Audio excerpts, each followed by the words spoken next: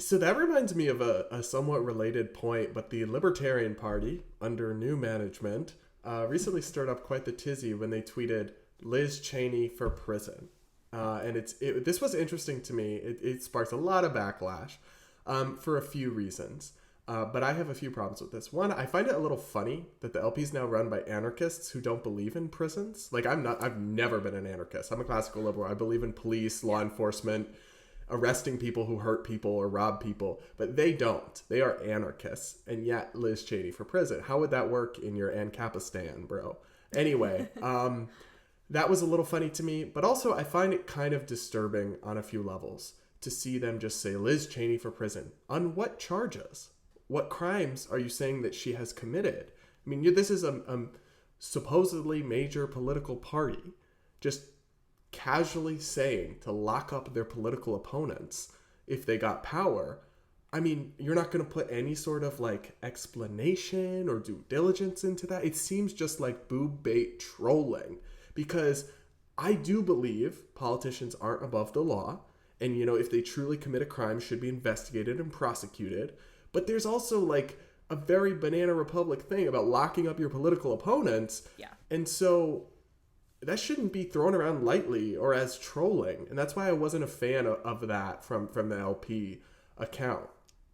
Yeah, I'm kind of with you on this. You and Jack ended up having a very interesting discussion in our base politics chat on this that I'll kind of try to like bring up here, because I guess I'm kind of in the middle of you guys on it, but you were saying you didn't like the rhetoric of that tweet, and I'm with you, because again, I'm a criminal justice reform person. I want less people in prison as a whole, and I try to not have carceral responses to people even when I severely dislike them or what they're doing, right? I think there's often better alternatives. That being said, Jack comes from like the older school of the Republican Party than you and I did, right? He got involved in the Republican Party in the early 2000s, back in the Bush-Cheney era, where Liz Cheney's ideology reigned supreme, which was very neocon, very war hawkish, and they really did a lot to try to kick out anybody from the party who was not with them, right? They've accused people like Ron Paul or Rand Paul, who are anti-war, or at least like anti-interventionism, of being terrorists, of being terrorist sympathizers, like really gross, disgusting terrible language. Tried to push those kinds of people out of the party, and were successful at that for many, many years. And so I think there is some grave dancing going on now with Liz Cheney, and that same sort of rhetoric being put back on her, where she would say that these people have committed crimes or they're terrorists.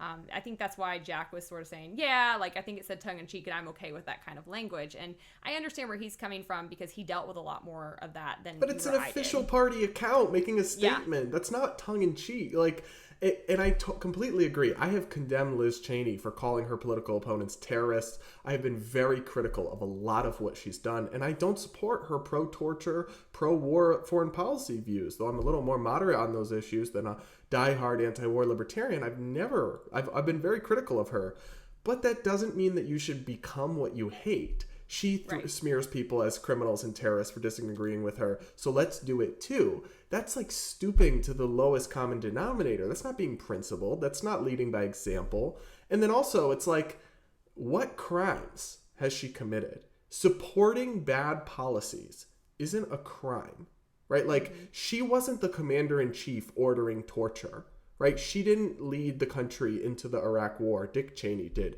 You could argue war crimes or anything like that. Just saying she supported it isn't a crime. Like, that's just her opinion. Bad opinions, wrong opinions. But like, we don't lock people up for thought crimes. And that's not a libertarian point of view.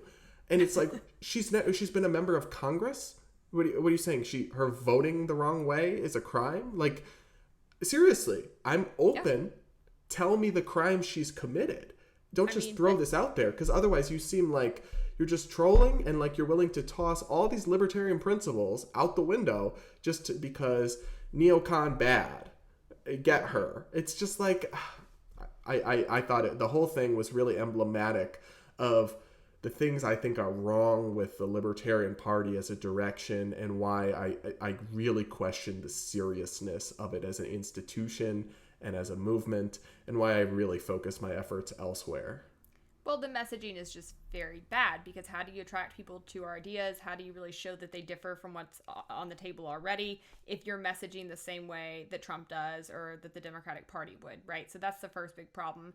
I think you're absolutely right that it is a bad direction. We don't lock up people because they have bad opinions, because they voted the wrong way. I mean, if that was the way we went, Ron Paul voted for some wars, and that later he regretted. So, I mean, there were half the country or more supported these wars when we first got into them, right? Like, there were a lot of people who were misled. My mom supported the Iraq war. Now she says it was a mistake. Yeah, should she be locked up? Right? I mean, WTF? Yeah, the vast majority of the country supported it at that time. That's just ideologically where we were. It was a very fear-based, and we were being misled into that kind of stance. But as a whole, that is where most people were. Now, Liz Cheney is in a minority that she continues to hold those views and continues to support those kinds of policies. But again, being really, really wrong on something does not equate to deserving to be put in prison. And I think that's a very dangerous pathway. And even if you broke your oath of office, right? They say that she's done that. She's betrayed the Constitution. I agree. So throw her out of office. Don't throw her in jail. Those are two very different things. They just did, right? So I think that's... Yes. And it's kind of like when people want to use the government to intervene in the free market when things aren't going their way. It's sort of similar to that. It's like, let the system work. Step back for a minute, take a breath, it might take a few years, but ultimately these things can be handled by people without big, large-scale government intervention in a better way than using the government to go after your political opponents. Like, come on. So I'm with you. I don't think it was smart messaging, and I do think that we need to be careful. But I still think Fauci has committed crimes. I stand on that. I want investigation.